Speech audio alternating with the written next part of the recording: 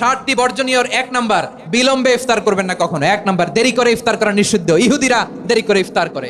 লা ইয়াজালুন নাসু আলা খাইরিন মা আজ্জালুল ফিতরা।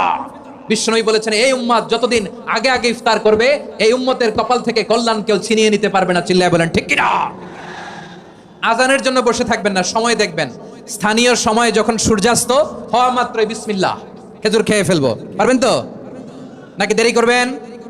2 নাম্বার, রমাদানের পবিত্রতা বজায় রাখবো। কোনো তর্ক বিতর্ক অশ্লীলতায় আমরা জড়াবো না, ঝগড়া করবো না, সরাসরিও না, ফেসবুকেও না।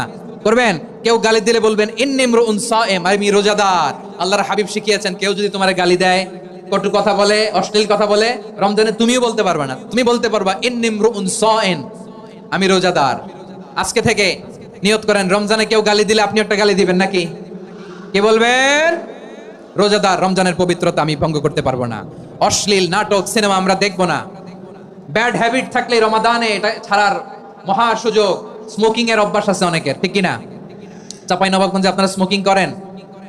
ইয়াদা কাওলা যুরি ওয়াল আমালা বিহি ফালাইসা লিল্লাহি হাজাতুন ফি আইয়াদা তাআমাহু ওয়া শারাবা। যে রমজানে মিথ্যা কথা, মিথ্যা কাজ, মিথ্যা সাক্ষী ছাড়তে পারে নাই, তার না খেয়ে থাকা, উপবাস থাকা দিয়ে আল্লাহর কিছু যায় আসে না।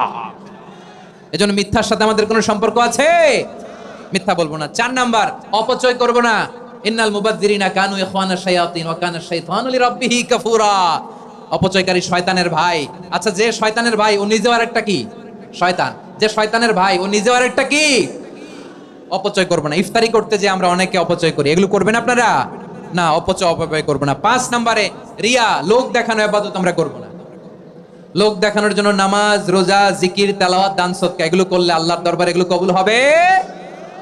বিশ্বনবী বলেন, দাজ্জালের ফিতনার চেয়ে একটা বড় ফিতনার ভয় আমি করি, সেটা কি? আর রিয়া, শো অফ মেন্টালিটি, লোক দেখানো মানসিকতা। এটা থেকে আমরা বিরত থাকবো ইনশাআল্লাহ।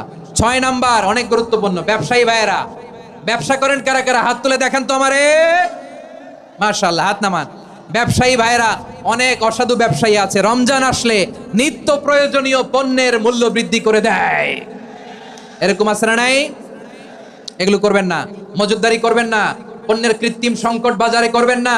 আপনি লাখ টাকা কামায়া ভাবছেন যে রোজাদারদের কষ্ট দিয়ে ধনী হবেন। এমন রোগ আল্লাহ আপনারে দিবে, কোটি টাকা দিয়েও আপনি হাসপাতালের বিল পরিশোধ করার ক্ষমতা আপনার হবে না। খবরদার। আর শেষ বয়সে দেখবেন কি কষ্ট আপনার হয়। আপনি রোজাদারদের কষ্ট দিচ্ছেন, আল্লাহ আপনার সুখে রাখবে? আল্লাহর দোহাই লাগে, আমার ব্যবসায়ী ভাইরা এটা করবেন না। আরব বিশ্বে আমরা দেখেছি, আরব বিশ্বের ব্যবসায়ীরা সারা বছরে ব্যবসা করে, রমজানে ভর্তুকি দেয়। আর আমার দেশের কিছু অসাধু ব্যবসায়ী রমজানে গলাকাটা ব্যবসা করে আর সারা বছর সইটার উপর দিয়ে